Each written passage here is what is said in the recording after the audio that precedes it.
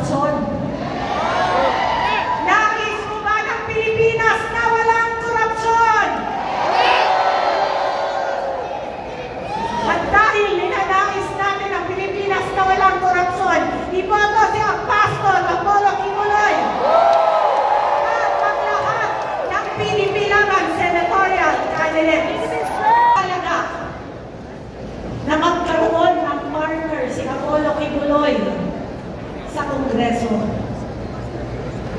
At the moment, there are 63 seats of party list representatives in Congress. Sabi ni Ronald Caldera kanina, nag-iisa siyang sugi, sigaw doon. Gusto mo natin manatili nag-iisa siya doon? May mga tarpaulin doon sa gilid, sa likod, kung sino ang mga sinusuportahan ng Pangulong Duterte at ni Pastor Kibuloy ng mga party list representatives para sa darating na eleksyon. Isa na po dito ang bombero ng Pilipinas or ABP Party List 134 sa Balota, kung saan ang inyong lingkod ay ginagawan bilang first nominee. Nakita nyo kung paano nila binaboy ang boto ng sambayan ng Pilipino. Ang ginawa nila kay Pastor Kibuloy, ang ginawa nila sa SMNI, ang ginawa nila kay Pangulong Duterte, ang ginawa nila kay Colonel Grijaldo, ang ginawa nila sa mga vloggers, ang ginawa nila kay Vice President Duterte ay pambabastos sa boto ng bansang Pilipinas.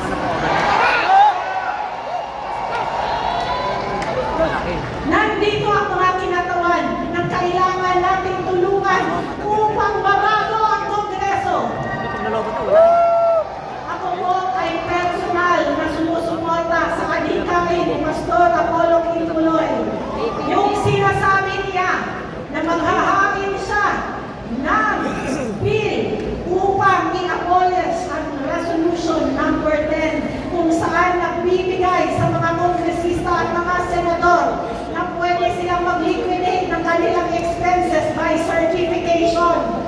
Pera ng taong bayan ang pera na ginagamit nila. Ang nararapat lamang na maging tapat ang bawat kongresista, bawat senador at bawat nanunungkulan ng pamahalaan. Kung si Pastor Kibuloy ay maghahain ng abolition of Resolution number 10 in the Senate, I am going to file the abolition of the Resolution number 10 in the House of Representatives. Karapatan ng bawat mamamayang Pilipino na malaman saan napupunta ang ating buwis. Ngayon, saan ba nilang nilalagak ang kanilang mga pondo? Napakalaki ang pondo na inilagay sa flood control project. Tama ba yun? Maraming ba pupunta sa bulsa ng mga nagpanukala ng flood control project? Milyon-milyon ang inilagak nila sa flood control project. Pero hindi sila naglagak ng pondo para magkaroon ng mas maraming ambulansya, mas magkaroon tayo ng fire truck. Alam niyo ba na marami pang mga munisipyo sa Pilipinas na ni isang fire truck ay wala? Tapos, winaldas lamang ang pera sa walang katuluan. Flood control project. Wala na. Mga kababayan, ang araw na ito ay simula ng mas matinding pagbabago sa Pilipinas. Pinangan Pangulong Duterte noong 2016, hindi naging ganit sa posisyon, hindi niya hinayaan na siya ay magbigay ng pagdidikta sa atin, kundi nung natapos ang kanyang termino, he made himself to be true to the Filipino people. Sabi niya, I will not extend a single day of my term. Sa totoo lamang, with 92% approval rating, he could have railroaded so that his term will be extended. Pero hindi ganun ang ating Pangulong Duterte. Hindi ganit si Sara Duterte. Alam natin na it was in her hands already the presidency of the Philippines. Pero dahil sa delikadesa na meron sila, hindi nila inangkin kung ano man ang nandyan na pwede nilang kunin. At ito ang kailangan natin uri ng pamumuno. Pamayagan ba natin ma-impeach si VP Sara Duterte? Ang Diyos marunong.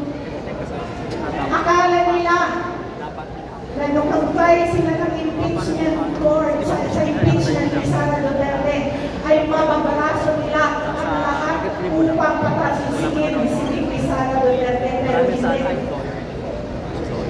As of the latest na sinabi ng Senado, ng nagkakaisang Senado sa ngayon, pagbalik na daw ng Kongreso. Kung kaya't napakahalaga ng magiging role ng ibumoto natin mga senador at mga kongresista sa 2025 elections. Huwag natin hayaan na mapuyin ang boto ng bawat Pilipino. Willing ba ang lahat ng nandito para maging watcher? Gaano kahalaga ang magkakaroon ng tapat na mga watchers? Dahil ang 12-0 ay mangyayari lamang kung sila ay mandadaya. Kaya ngayon, sa araw na ito, nais natin na mag-enlist ang bawat Pilipino na maging volunteer watcher. Hindi maghihingi ng pera, kundi magbabantay ng boto ng bawat Pilipino. Kung kaya sa araw na ito, isa sa isisigaw natin, I am going to be a watcher for Apollo Kibuloy. I am going to be a watcher for the Filipino vote. At dito na lang po ako magtatapos at sasabihin ko, 134 AVP party list para sa 2025 elections. Number 53, sa Balota sa pagkasenador, Pastor Apollo Kibuloy. Maraming salamat po at mabuhay ang bansang Pilipinas. Maraming salamat, Aswa Pimentel Naik, ang bumbero.